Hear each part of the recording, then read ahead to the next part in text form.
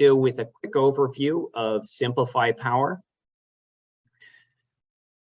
SimpliPhi Power got started a dozen years ago. And so by leveraging safe, non-toxic LFP battery chemistry, we've been able to provide energy solutions for a dozen years now and develop a large amount of intellectual property, go through a significant amount of testing. We're probably the most tested LFP battery manufacturer providing solutions in the US right now. We have UL certifications. We'll get into more depth about this as we move forward in this presentation. As you'll find, there's almost zero risk of unmitigated thermal runaway with our batteries and our battery chemistry. We have certifications that allow our batteries to ship with the Department of Transportation, including some batteries that have the option to airship, which I know is important for customers in places like Puerto Rico, Alaska, others that have those needs. We are a very proven company. This slide is a little bit outdated. We have distributors supplying our batteries in more than 45 countries. Worldwide, we have over 250 megawatt hours installed worldwide, providing battery storage for our customers. We've also had our batteries used and tested by the U.S. Army Corps of Engineers and the Marine Corps. We were part of initial testing to get them to switch over from heavier but more proven lead acid solutions in the past. And so we went through a lot of testing in our early days back in 2010 and have had our batteries used by the military in both Iraq and Afghanistan. And those testings informed our intellectual property and allowed us to develop safer and better battery chemistries for rugged conditions. One of our goals at SimpliPhi Power, which is now a part of Briggs & Stratton, is to offer very simple, easy to use energy storage solutions for our customers. So ways to provide backup power, whether it's coming from wind, the big one of course is solar, or even generator storage. And one of the things that we've done in this last year is to release a complete energy storage system, which includes a hybrid inverter allowing grid connection, feed to grid, automatic generator start, software for remote monitoring, outdoor rated wall hung batteries. One thing that you might not know about our company is that we also have a high voltage large projects division as well that can provide containerized solutions for very large projects. This ESS system has been selling now. It offers complete communication through our Energy Track app by using our gateway. In most recent years, we've been focusing on new product development and energy storage solutions. And so we have a lot of new things in the pipeline as well. And so if you're interested in those, stay tuned with our newsletters. So again, as I said, we've got over 250 megawatt hours, sorry for the typo there, distributors in 45 countries around the world now selling our batteries. So lots of testing that's going on. So what is the problem? Well, around the world, people are seeing escalating energy costs, right? The price per kilowatt hour is rising. The unrest in Eastern Europe has also caused this to be exacerbated, right? But the problem was there even before the war, and we've had rising energy costs. We've had infrastructure that is aging in California. We've had many fires caused by utilities. And of course, there's the problem of wanting to decarbonize our energy sources. And a solution to many of these problems, we believe, is access to energy and a way to have distributed access. And distributed access occurs when customers can produce, store, and use their own energy. Hence, our solution is for energy storage systems. And those energy storage systems need batteries. And batteries come with various levels of safety. And we're going to talk about safety today and why our battery solutions offer the safest battery chemistry that's on the market. They offer, as I said, they've gone through a large amount of safety testing, and we're going to get into the nitty-gritty of those safety tests today. So there are many different lithium-ion batteries. LFP is the battery chemistry that we use. It is the safest battery chemistry. There are other battery chemistries that are out there. Some of the other battery chemistries offer a little bit lighter solutions. They come with the downside of having a cobalt typically used. A cobalt is a conflict mineral. It is also a toxic metal, and most of the other battery chemistries incorporate cobalt. These batteries use an oxide layer, and I'll talk to you a little bit about what happens inside a battery. But lithium iron phosphate replaces cobalt with iron. And iron offers a reduced risk of fire in these battery chemistries, a more stable chemistry which lasts longer. We can get up to 10,000 cycles, which are expected with our batteries with proper use. And so we've got batteries that can offer 20, 25 years of service. So how do we do that? Well, it's not just battery chemistry that's there, right? And lightweight battery chemistries do have applications which make more sense. You don't want a very heavy battery if you're trying to power a drone, for instance, or if you're using it with hand tools. And so many of those other chemistries are for things like that, power tools, really light applications. The lightest that you can get is by manufacturing with a light battery chemistry in what's called a pouch cell. And the pouch cell basically eliminates the enclosure, uses just a foil wrapping to enclose the lithium ion battery chemistry. So again, we employ a lithium iron phosphate battery chemistry. We don't use pouch cells. We don't use prismatic cells.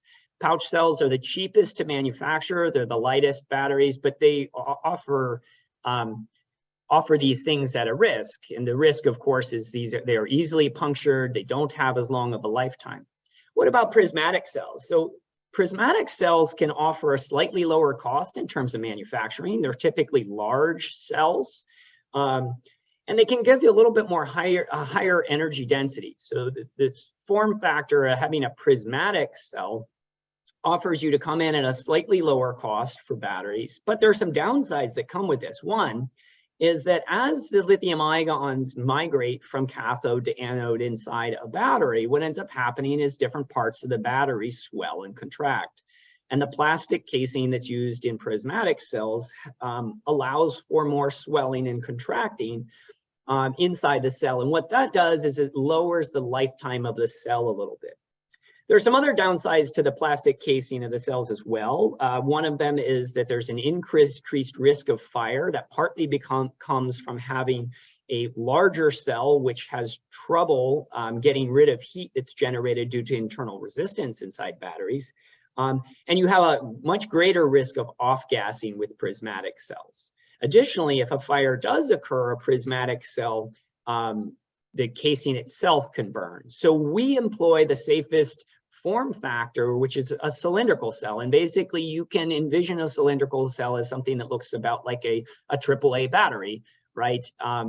A steel case is used, and inside that steel case is a sandwich that basically consists of a cathode and an anode with a separator layer. The steel casing means that swelling and contracting are not as big of a problem. These cylindrical battery cells can be used at very high altitudes. They can be flown without problems.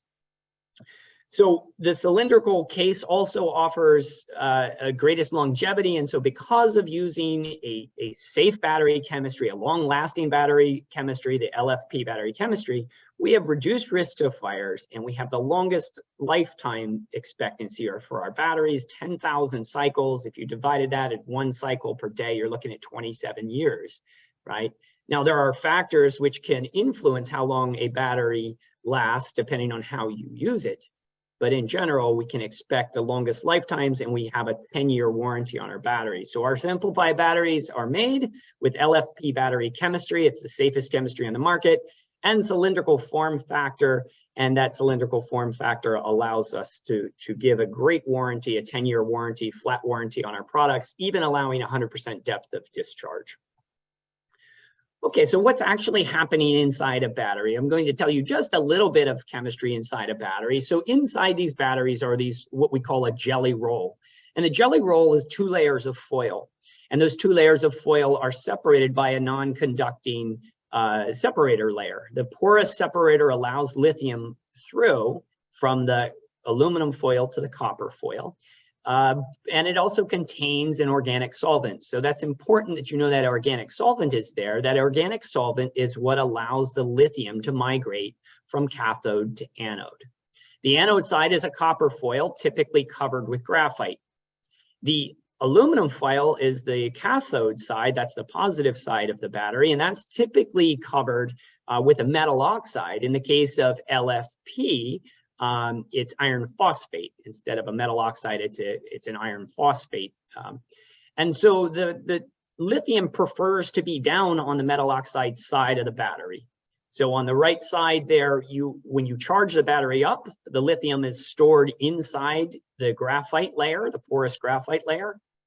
And as the battery discharges, the lithium moves through the organic electrolyte, through the porous separator, and into the metal oxide side. It draws electrons through an external circuit. So an external circuit would draw the electrons through a load and to the cathode side. And so that's how a battery operates. Keep in mind, the whole inside of the jelly roll is filled with an organic solvent. So I'll be talking about that as we go through safety and testing. So this slide talks just a little bit about battery chemistry and shows you some comparisons. There's a greater risk of fire with cobalt-based chemistries, and partly that has to do with slightly larger voltage that's between the cathode and the anode, but it also has to do with those metals themselves. The cobalt is a toxic element, and having that cobalt and manganese inside those batteries makes them a little bit harder to recycle, a little less environmentally friendly. None of these batteries are landfill safe, so when you are looking to recycle a battery, keep in mind it has lithium metal inside it. That lithium metal is soluble, and if that gets into the water stream, it can be bad. So make sure that you're always using a recycler. Most counties in the US have recycling protocols for lithium batteries. I know that locally I can return lithium batteries to stores like Home Depot, but the county also has recycling programs. And so check if you are ever recycling a lithium battery where you take it. Now, typically these are tool batteries. The home batteries that we sell, we expect to last many, many years. These, again, cobalt is often sourced from Africa. We can talk a little bit about that later. But that can involve abusive mining practices. Ventilation is not required for LFP cells, but for many of these higher energy density chemistries, ventilation is required, and as well having cooling equipment being required for some of these battery chemistries, which produce a little bit more heat. It also makes them a little less efficient. So again, trying to highlight why we've chosen LFP battery chemistry. We've been doing this for a dozen years. It's the best chemistry out there, and it's thoroughly tested.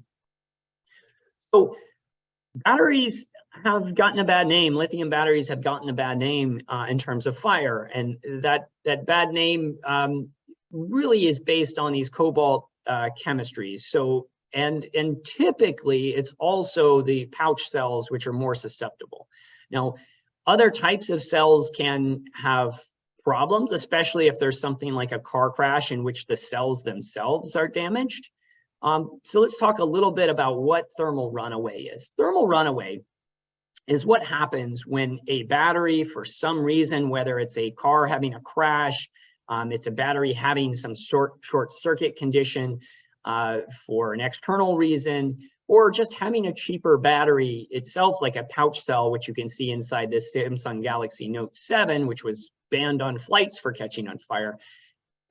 Battery safety matters. So what is thermal runaway? Thermal runaway can occur when you have some adverse effect happening inside a cell. So for instance, you crush a cell, have direct shorting inside that cell, and that energy that's stored inside that cell can result in heat. That heat, remember I mentioned earlier in the talk about all lithium-ion cells currently having organic electrolyte in there to allow the lithium to migrate. That organic electrolyte, you can think of it as something about the consistency of diesel. That organic electrolyte can turn into a vapor, which is flammable.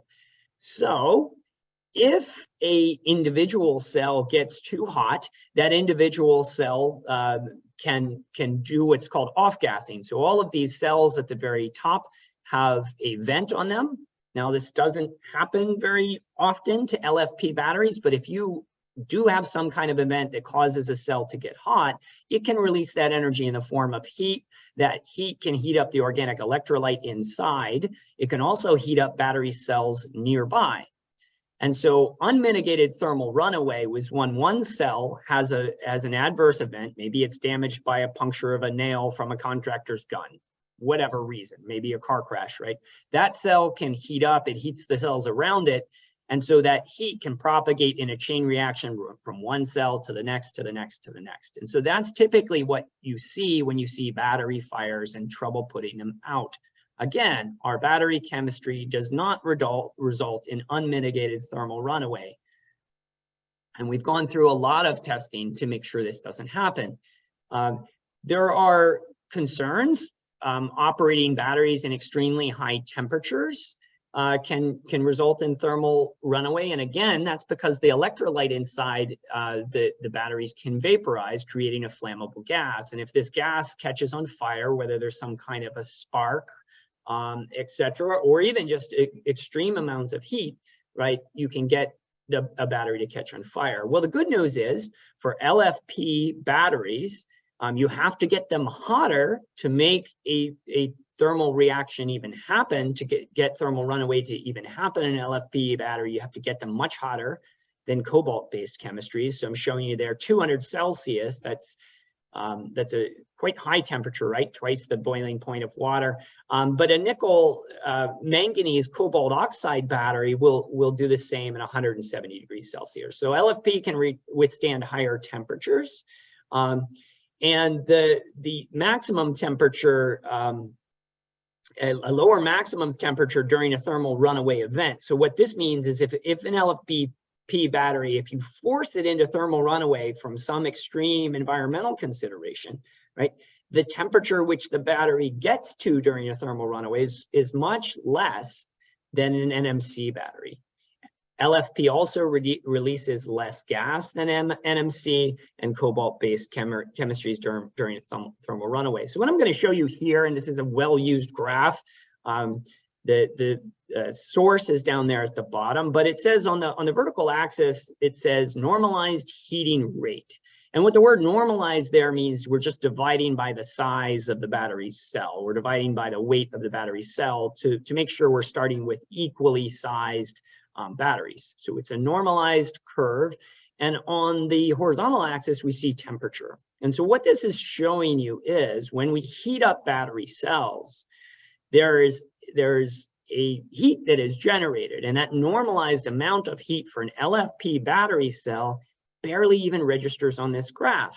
You can see NCA batteries and MC batteries and LCO batteries here, and they produce a very large amount of heat coming off the battery as we take the battery cells through a temperature range up to 400 Celsius. Notice that LFP is way down there on the horizontal axis. You can barely even notice the amount of heat coming off the battery cell as we force it into a thermal runaway. If you zoom in on the scale, there is a little blip there from LFP batteries. But again, this is just highlighting how much safer LFP batteries are than other batteries. So why do we use other batteries? Lightweight, right? Lightweight opportunities. So typically these NMC batteries are used for lighter weight, higher energy density. However, I will say that in 2022, more than half of the cars that Tesla is putting on the road where you do want a light battery are now LFP battery cells. So more and more companies are realizing the safety and also the longevity that LFP offers and switching to LFP battery chemistry. We're one of the first to do that here in the US. We've been doing that at our plant here in Oxnard, California for a dozen years.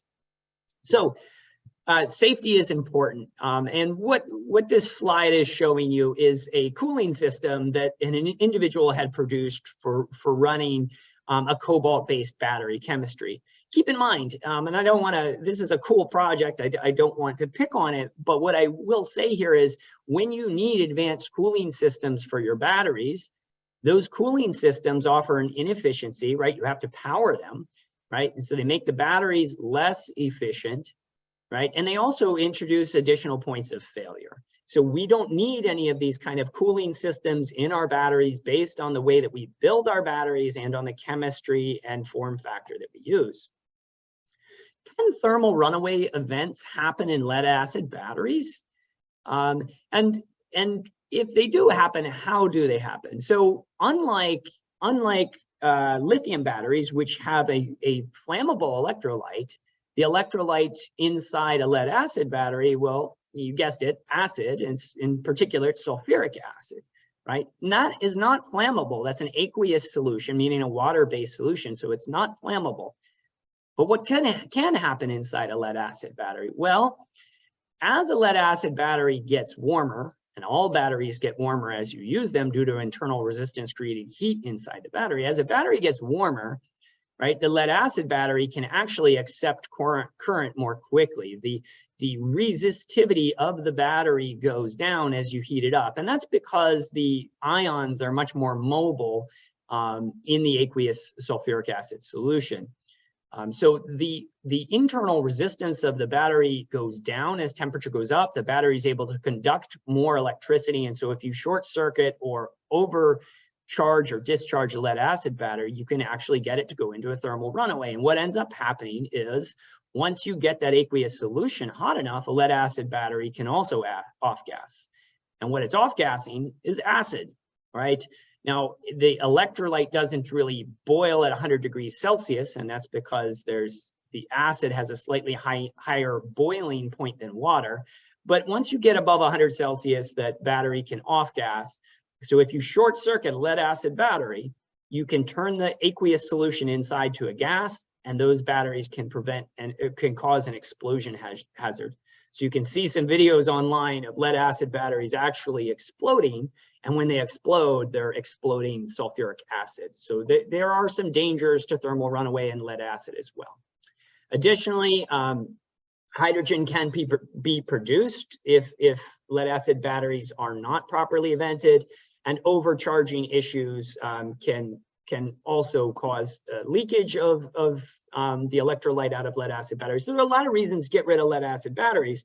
I will also say that although it seems on the surface that a lithium ion battery, an LFP battery, is more expensive than a lead acid battery, if you actually look at the cost per kilowatt hour stored, right, and charged and discharged over the cycle life, the full life of the battery, lithium ion batteries offer about half the cost per kilowatt hour over the lifetime of the battery. So most people are moving away from lead acid batteries for many reasons.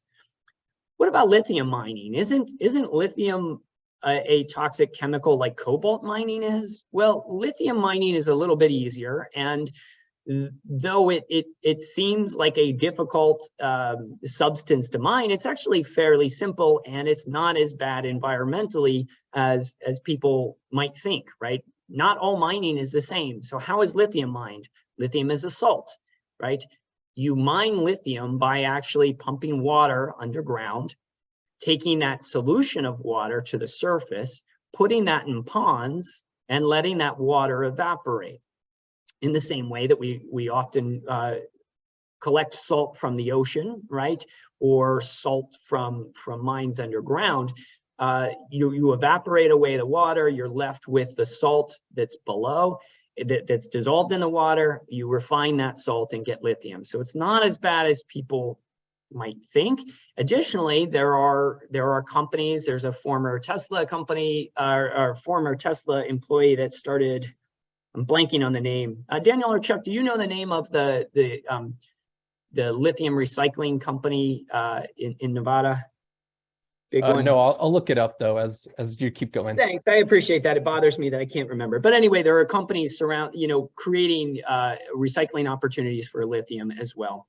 So lithium, iron, phosphorus, all of these are very abundant. Iron and phosphorus, of course, are naturally part of the building blocks of DNA. They're in our bodies. These are non-toxic, and unlike cobalt, these are safer solutions. So my wife is African. I've lived for 4 years in Ghana, and I can tell you that mining is a problem. And the big problem that I experienced in Ghana is not the big problem that people talk about in Ghana is not really the labor conditions, although labor conditions can be very bad.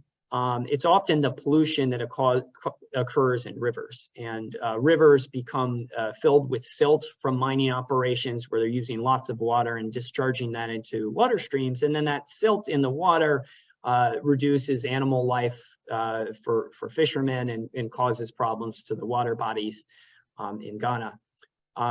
In the DRC, where much of the cobalt is mined, there are not many regulations around mining, and those regulations are not easily enforced.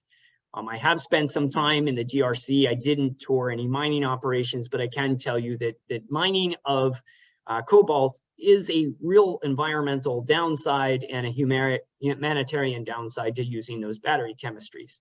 That's not to say that some companies aren't following good practices. It's just that there's potential for bad mining practices that are followed.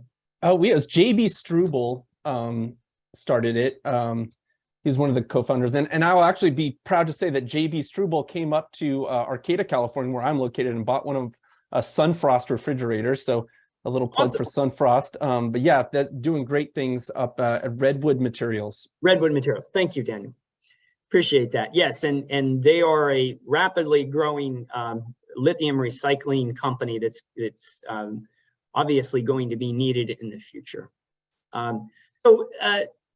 Obviously, shipment of batteries through the air. I mean, if you have a fire on a truck, yes, it's bad, but not quite the same level of bad as if you have a fire on a jet that's flying, right?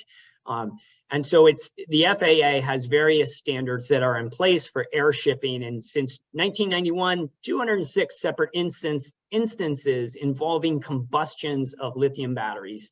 Right now, typically these are batteries that, like the Samsung Galaxy Note that's shown there, or smaller tool batteries that are stored in people's luggage. But there are strict regulations about shipping batteries. Proud to say that we have UN Department of Transportation 38.3 certification on some of our batteries to allow air shipping.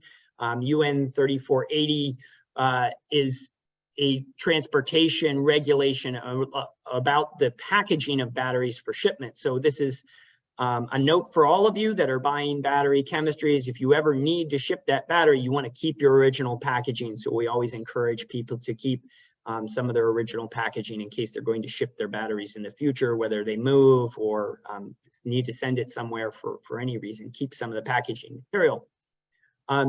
The UN 38.3 test is explained here. So this is what allows us to airship batteries. So if you have high altitude, what you end up with is low pressure, and low air pressure, low ambient pressure can result in a buildup of pressure inside sealed cells. The type of cell, the form factor is important here, where cylindrical form factor offers the most resistance to adverse pressure conditions. All cells need to have a vent in them. So if pressure builds up inside, they can off gas. Altitude is not a big problem for cylindrical form factor. We don't have a problem with that. Other cells like pouch cells do. Pouch cells offer very little resistance to swelling.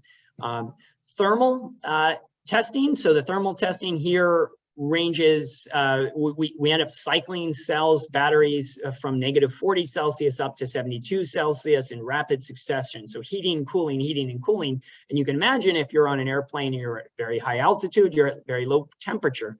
If you come down in altitude, temperature goes up. So as the airplanes go up and down, there are cycles of temperature inside the battery cells, and this test is designed to make sure these cells are going to be safe.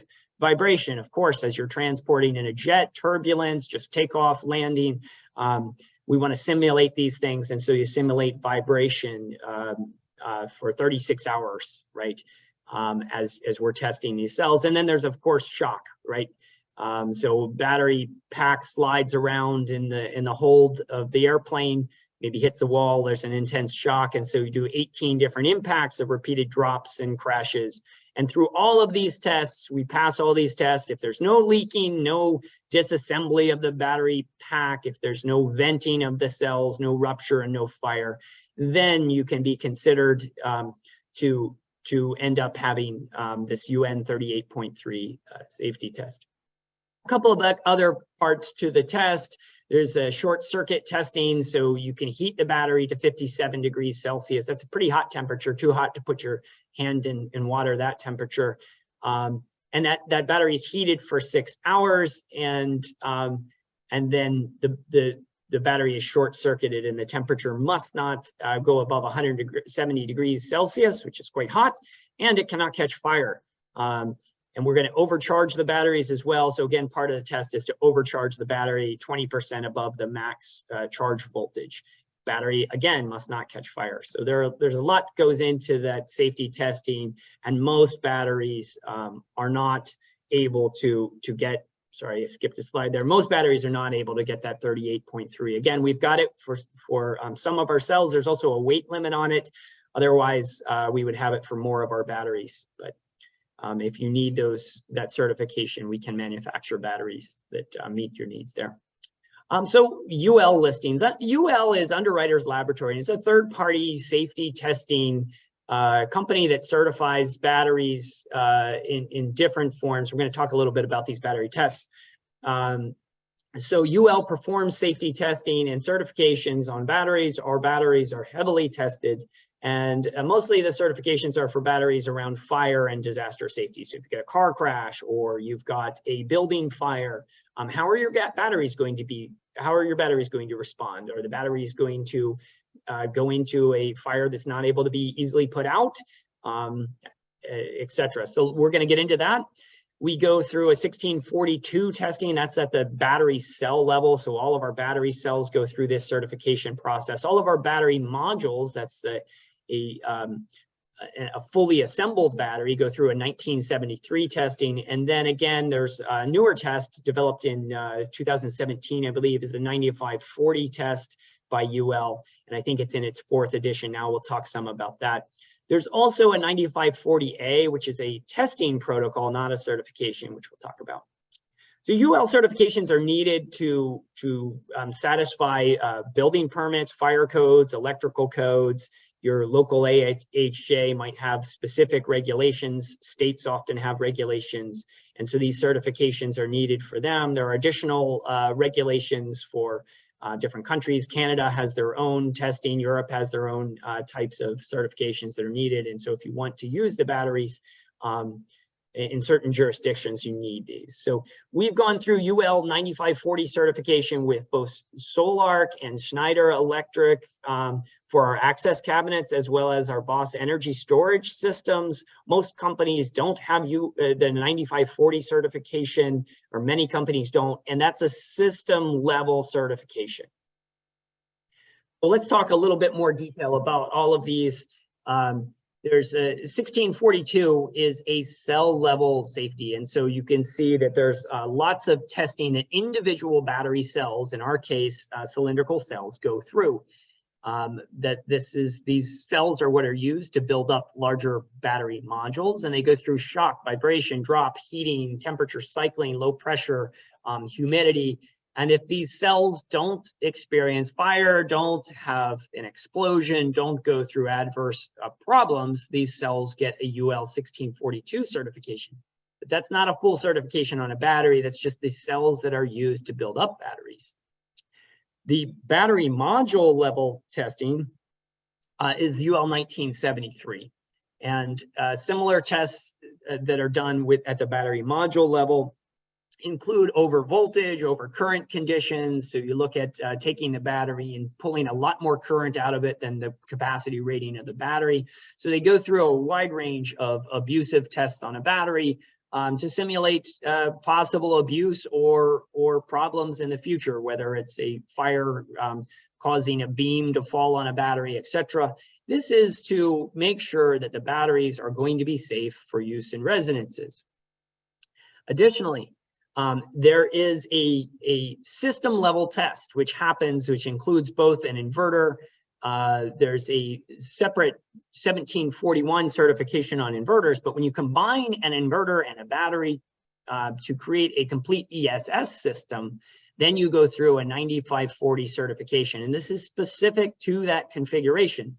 So we have 9540 tests completed for both our Solar, our Schneider Access, and BOSS configuration. So our BOSS cabinets are cabinets that can include 6 batteries or 12 batteries to get you a large amount of battery storage. So we have 9540 completed on those systems, and we have more in process. Again, UL 9540A relates to safety standards. It's a test to inform how the battery should be used and what the install conditions should be for that battery system in the future. It's done on all battery chemistries, not just LFP, not just ours, but this is what is used to guide the creation of recommendations for battery usage. So it does not affect the 1973 and the 9540. This was, again, it's a newer testing procedure, and maybe Daniel can say a few more things about it. I know he's given trainings on it. But essentially what happens in this 9540 is we heat individual modules with thermal wraps. We heat individual cells with thermal wraps and expressly force them into a thermal runaway condition intentionally to see what ends up happening, to see if the fire propagates. Repeatedly, our batteries have shown that heating individual cells does not result in unmitigated thermal runaway.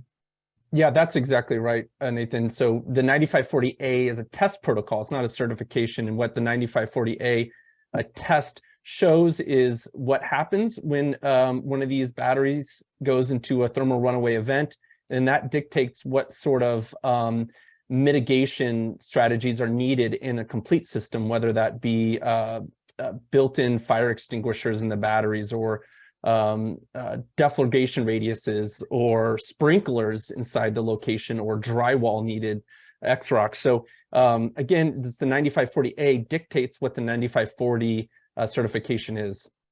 Thank you, Daniel. Thank you. Appreciate that. And if you have more questions, go ahead and pop them into the Q&A. Daniel, Chuck, and I can answer them at the end. So it's important as installers, as people that are going to be using LFP batteries, people that are going to be using lithium batteries, that you understand how to properly dispose of old batteries, whether these are old lead acid batteries or old lithium batteries, old tool batteries. I have some, right? And I'm always cognizant of disposing them in the proper way. What's shown here on the right side of the screen is a fire that occurred in 2016 due to customers that have improperly disposed of batteries, right? And so those batteries, maybe they get pushed into a landfill, a bulldozer runs over top of them, they can start the landfill on fire, etc. And so it's important for environmental reasons and for safety reasons to properly dispose of batteries. Look up from your local jurisdictions, your local governments, how to recycle these batteries. And again, many batteries contain toxic chemicals. Cadmium is a big one. Mercury is another one. We want to make sure not to have these chemicals be leaching into our water supplies, etc. All right, so battery safety. We're going to get into a little bit about installation. This is more almost common sense type things, but also we're going to talk a little bit about the charging and discharging rates of batteries, because that's important as well. Many people think of a battery as having a certain amount of capacity. They understand that there's a certain amount of energy that a battery can hold, But what a lot of people forget is there's also limitations on how quickly that battery can charge and discharge that energy, how quickly you can put that energy into the battery and take it out, right? And so if you don't know what you're doing, hire a professional or do the requisite training so that you understand what you're doing when you're putting an ESS system in there. So it's important that we properly size breakers, fuses, wires, right? All of these things can get hot and cause problems for systems. People undersize wire that's carrying twice the ampacity that the wire is rated for, and the wire melts, and then you can have a shorted wire. The vinyl insulation can melt, and you end up having exposed and wires that can result in fires as well, sparks and fires. It's important that we size batteries. All of our batteries are rated at a C/2 charge and discharge rate. And there are a couple of different ways of thinking about that. The C/2 means the capacity of the battery can be fully discharged in 2 hours. It can also be specified in terms of an amperage. So if you have an 80 amp hour battery, a C/2 rating on the amperage would be 80 divided by 2, or 40 amps.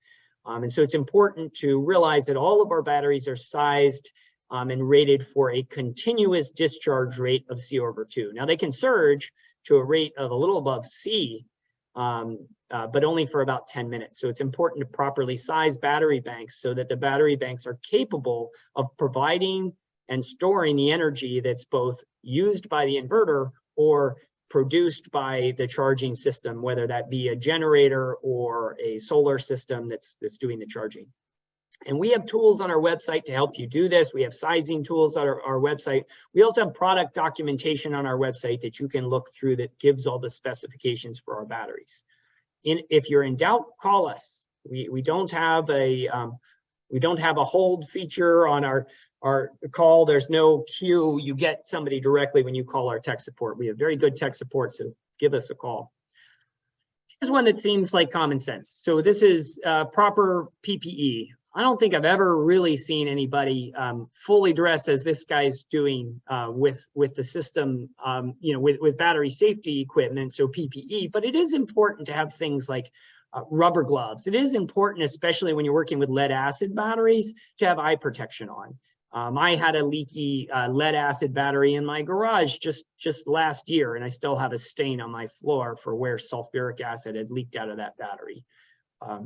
So it's important when you're working with lead acid batteries to wear things like goggles or a face shield, at least glasses, in the event that you drop that battery and that acid is splashed or released out of that.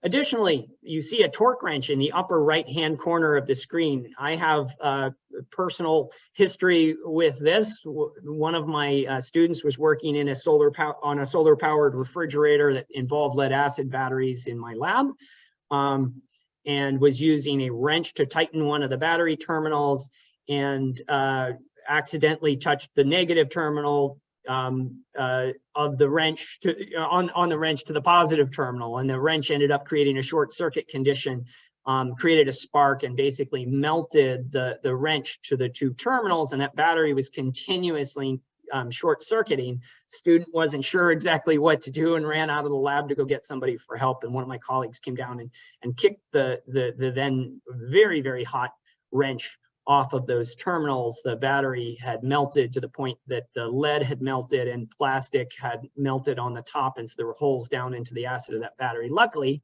that battery didn't get hot enough to the point where the acid was boiling and creating gas. But again, very simple, long story there to tell you to use an insulated torque wrench.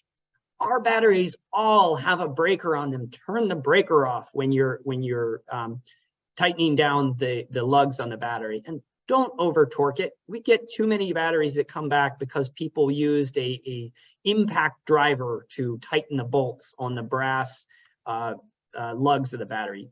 Make sure not to over torque the batteries. Have the right equipment.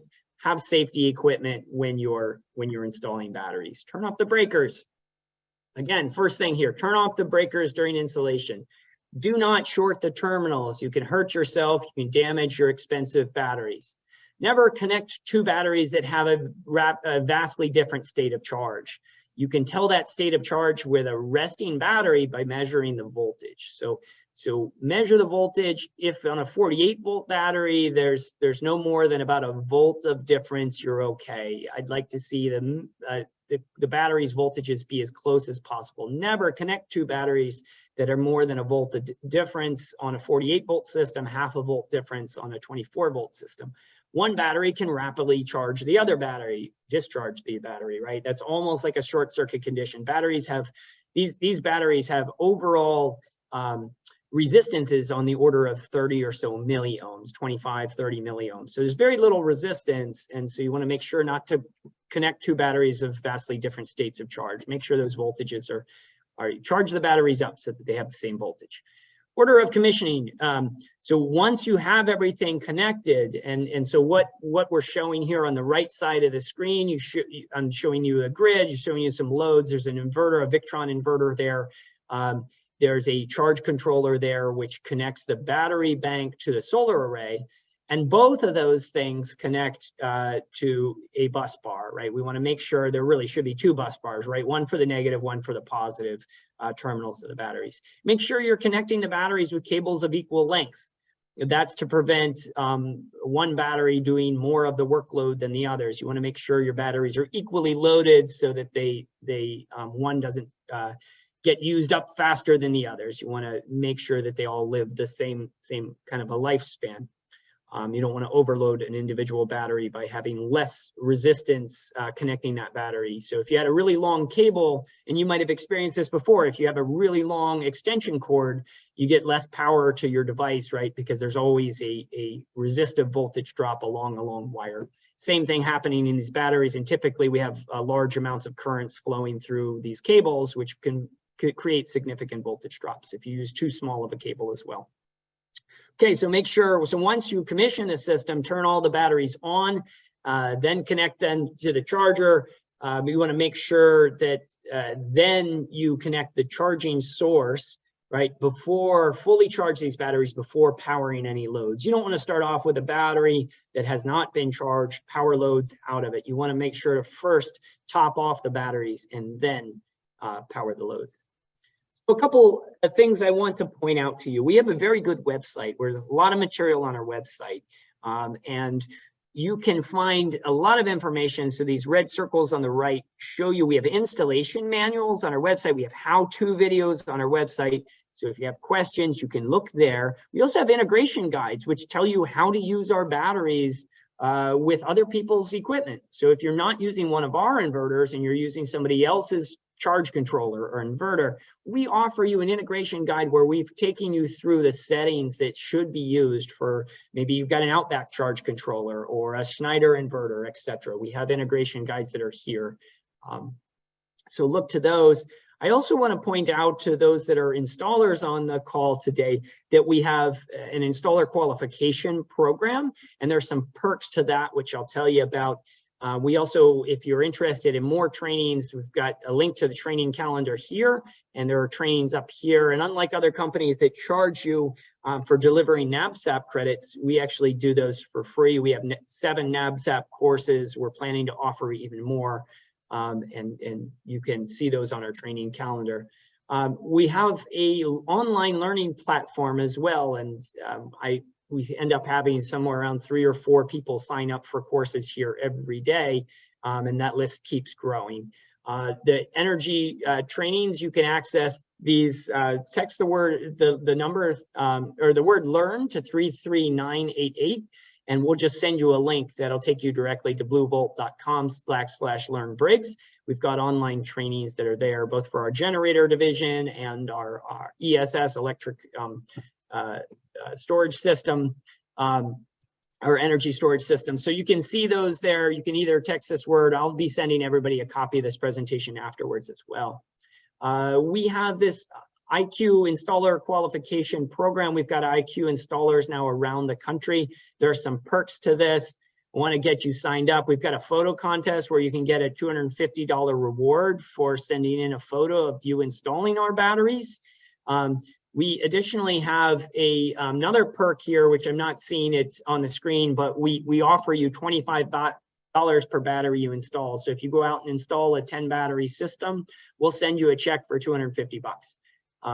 And this is, you can do hundreds of these in a year, and this still applies. We're even looking into bumping up in 2023, bumping up that level of support so that we offer you a larger bonus for installing our batteries. With that being said, I'd like to tell you, if you need help sizing a system, or you have questions, call that number on the screen, 805-640-6700. Press option 2, and we can get you connected to a sales application engineer. They can help you size the system, design it properly. Got a lot of experience on the team there. Option 1 will get you to tech support. Option 2 will take you to those engineers. So with that, let's answer some questions. So one of the first questions we have is so the question is asking about 9540 and whether that's on all of our products, or is it only when our equipment is in a Boss cabinet? So the answer to that is we sell the 9540 is listed for batteries. They have to be in one of our cabinets, and it can either be one of our Boss 12 or Boss 6 cabinets full of our batteries, and the solar can be external. That has 9540. We also have a access system that has the inverter and the batteries inside one cabinet. That also has the 9540. So the short answer is the batteries have to be in either a Boss 12 or Boss 6 cabinet for the 9540. Good answer, Daniel. I want everybody to remember, not all jurisdictions require UL 9540 certification. UL 9540 certification is a system level certification. So that includes batteries, inverter, etc. Right? So we offer UL 9540 together with the inverters that Daniel specified, but also with our Boss cabinets. So the inverter can be inside or outside the enclosure, and the 9540 still applies. And I would mention that our new fully integrated energy storage system that has batteries that have wall brackets that can hang on the wall, they're external, and our new inverter, that is also 9540 listed. So not all of our batteries have to be in the cabinet. We have the newer ESS system. And these new batteries, that's a good point, Daniel. These new batteries are also outdoor rated, so you can mount them directly outdoors. There was a question about LFP battery safety, and I want to talk just briefly about that. Yep. Somebody asked, does this mean that LFP battery is not being harmed at -40 Celsius? No, they are harmed. I mean, so what ends up happening if you charge and discharge batteries at below freezing temperatures is the formation of what are called dendrites, which the word literally means branch in Greek.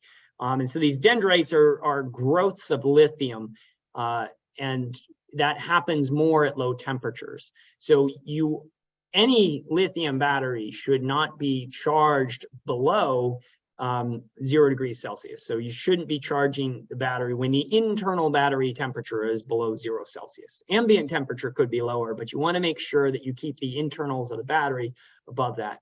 If you do end up discharging, so some of our batteries actually have an advanced battery management system, which allows for slow rates of charging below freezing, which gets throttled back when you get down to 0, I think when you get down to -20 Celsius. But you have to charge very slowly, and part of the reason for that is the migration of lithium into the graphite layer, a process called intercalation, is very slow at freezing temperatures. So hopefully that's enough answer. If not, email us at training@simpliphipower.com and we can provide more clarity there. Eric asks, what level of battery architecture, individual cell, set of cells, module, is individually controlled in charge and discharge? So batteries are typically referred to as the number of batteries in parallel and series. So for instance, you might have a battery that's 16S27P. And what that means is you've got 16 stacks of 27 cells in parallel, right? And those stacks are in series. And so all batteries, or all decent batteries, have battery management systems which offers individual cell level balancing and control. So our advanced BMS systems monitor the temperature of those stacks, as well as balance those stacks. So hopefully that answered the question in terms of when you're charging and discharging. The BMS with our proprietary software is monitoring those things. Aesthetics of the install, user interface experience. So I'm not quite sure I get the question, but I do have opinions that installs that look good are important. So Roger, if you want to clarify what you were trying to ask there, Daniel and I, Chuck and I can try to answer. Eric Zeiss writes, at what minimum ambient temperature can your external ESS solutions accept full charge and discharge? So the batteries can discharge when they're at low temperatures. So the good news is here, there are a couple of things, right? So, you know, typically it's coldest out at nighttime. And if you have a solar system on your roof, that's when you're discharging. So the batteries can discharge down to -20 Celsius, I believe. And then in terms of charging, that typically happens during the day when the sun is out at warmer temperatures, or maybe you have your batteries installed indoors if you're in a really cold place. And so the ambient temperatures really just depend on how well protected the battery is. If you have the battery, we have cold environment solutions where we actually have heating pads that are integrated with the batteries. So if you want that kind of a solution for low temperature environments, we actually have a heated system which will allow use of our batteries in very cold ambient conditions. Additionally, people will insulate battery cabinets to be able to store them outside, etc. So Daniel ran a test recently, a training recently on extreme environmental conditions, in which we talk about some of those solutions. So we don't have regulations on minimum ambient temperature, but just minimum internal battery temperature, and there are different ways you can regulate. Yeah, and it's important to understand that an internal temperature of a battery might be a lot more different than an ambient temperature outside of a battery case. So yes, by including our thermistors, our 10K thermistors inside the batteries, we're able to more accurately measure the internal temperatures, because that battery itself is generating some heat. If we were just to look at ambient, we might start heating the battery when it wasn't necessary, wasting energy. Good point. Good point. Yeah. And you know, it's every time you charge and discharge a battery, there's a bit of an internal resistance there, and that ends up creating some heat inside the battery itself. And so I have some thermal images where I've taken pictures of these off-grid systems, and you see the battery just glowing warm at nighttime, right? And that's because the battery temperature is much warmer than environmental temperature. So good point, Daniel. So Bert asks, is rain shield required for NEMA 3 rating for the Boss 6 cabinet? Both the Boss 6 and the Boss 12 are outdoor NEMA 3 rated products, right, Daniel? Yep. So it's not required. There is a vent, there are rain louvers which cover the fans on these Boss cabinets, and so they do matter. Okay, Gabe writes, I'm in New York City, I'm in solar. All my customers ask about getting batteries. 9540 is a big deal with Fire Department of New York. I've heard people saying getting a battery permitted takes 18 months. Do you have batteries installed in New York City? Do you have recommendations on how to approach battery permitting here? Do you expect some regulatory or technical change in the near future that will change the context for batteries? Well, good news for you, Abe. Yes, we have a lot of battery installations in New York. As everybody on this call can imagine, a fire within a skyscraper, a tall building, is much different than a fire inside a garage, right? So yes, the New York Fire Department has heavy regulations around batteries. Well, our company is one of 3 companies which is permitted to sell our batteries in New York by the New York Fire Department. So these batteries already have certifications. We have an engineer who knows all about battery monitoring equipment, off-gassing equipment. We have solutions that go into New York. We've been, recent installs include a number of schools, libraries in New York City. So yes, Abe, give us a call, send us an email, training@simpliphipower.com. I can connect you with the team that works to supply solutions for New York, and they can absolutely help you with the permitting process and the regulations. Like I said, we're one of only 3 battery manufacturers that have these approvals in New York. Are the Boss cabinets registered with SGIP? Daniel, can you take that one? Yeah, good. Please. The SGIP approved list has our access cabinets listed under integrated systems. Now the batteries are going to appear under battery only. So it's going to matter how you submit your SGIP application, which is a rebate program here in California, where if you're doing an integrated system, it needs to be the access. If you're going to do a battery and inverter, our batteries are listed, and then you would select the listed inverter. So either you submitting your application or your SGIP administrator, it's just going to matter how you submit that application. But yes, the battery is rated for or approved for SGIP. Thank you, Chuck. Roger asks, what does your monitoring look like? I'm going up against Tesla Powerwall all the time. Do customers enjoy ease of use? Again, SimpliPhi Power, one of our, right in our name, trying to create simple solutions for people and installers to use. And so I can offer you that we have some videos online showing our software, our monitoring software, or remote monitoring software, which is called Energy Track. And happy to provide some details. I encourage you to look through our website where you can see some videos of Energy Track. And I let you determine for yourself if you like the interface. Yes, I do believe it's a simple, easy system. It also involves fleet management, and so do check out our ESS system. Somebody writes, is your BMS balancing active, continuous, or passive, which just moderates at top of charge? I think we have an active BMS monitoring system in place in our SimpliPhi and our SimpliPhi batteries. And I believe, Daniel might correct me, that the Phi batteries use a top of charge method. Daniel, do you know for sure? Yep, exactly. We have a more advanced digital battery management system in the SimpliPhi and the SimpliPhi line. Okay, and the SimpliPhi battery is that outdoor rated battery with advanced communications built in. The SimpliPhi battery is an indoor rated battery, but it's also can be installed in our access cabinets if you want to mount that outdoors. Eric writes, is the low temperature training program that you mentioned available? It is. We don't have that one online yet, Eric.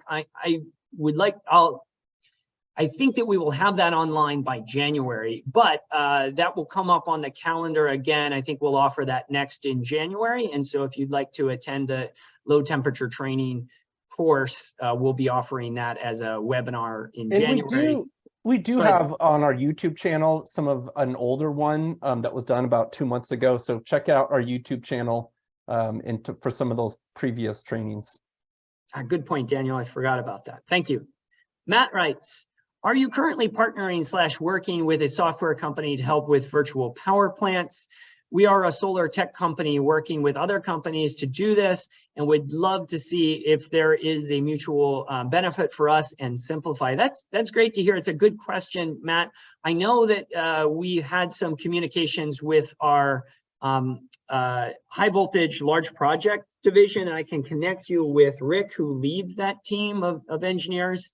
And so send me an email, training@simpliphipower.com, and I'll connect you with our team. I know there's interest in this. We have currently a project that's going on in, I think it's Cote d'Ivoire, that has 70 villages doing small scale systems.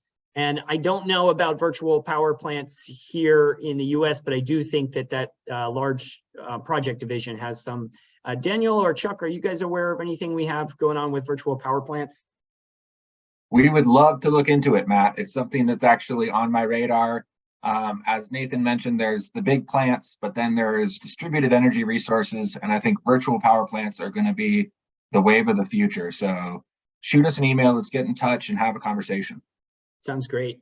Bert asks, with your 1-inch knockouts in the Boss 6, do I run 2 each, 1 flex conduits for positive and negative each, or can I punch a 1.5 inch, I think is what he meant there, or 2-inch hole for a larger conduit? So Bert, we've had this question before. I think that we might make some plans to do a larger knockout in the Boss 6 cabinet. Currently, the solution is the first that you suggested, running 2 each of 1-inch flex conduits. I know it'd be ideal to have a larger hole there, and so we've had some discussion about this. Punching additional holes is not a good idea for the powder coating reasons, although I do understand the desire to do that to make it simpler. Vic writes, so go ahead and send us an email if you'd like, or call our tech support line. Vic writes, during charging, do your batteries outgas at all, or is the vent for safety only? No, Vic, lithium batteries do not outgas. The venting there is only for a safety feature to prevent any kind of explosions. So as a battery heats up, if you do create any vapor inside there, if you get to a high enough pressure, it'll allow gas to escape without creating an explosion hazard. And so no, these batteries don't off gas. However, some other battery chemistries do. And because of that, that caller in New York was asking about the regulations there. New York City currently regulates that we have off gas monitors, even though our batteries don't off gas. And so depending on where you are, you might need those monitors, but we have that solution available for you. And that's all the questions we have. So I want to thank you for your time, your attention. Really appreciate your attendance. We have a large number of people on today. So again, thank you, and keep an eye out for future trainings. Need any help sizing a system? That number's on the screen. I'll send you all a copy of this presentation, so you'll have all the information.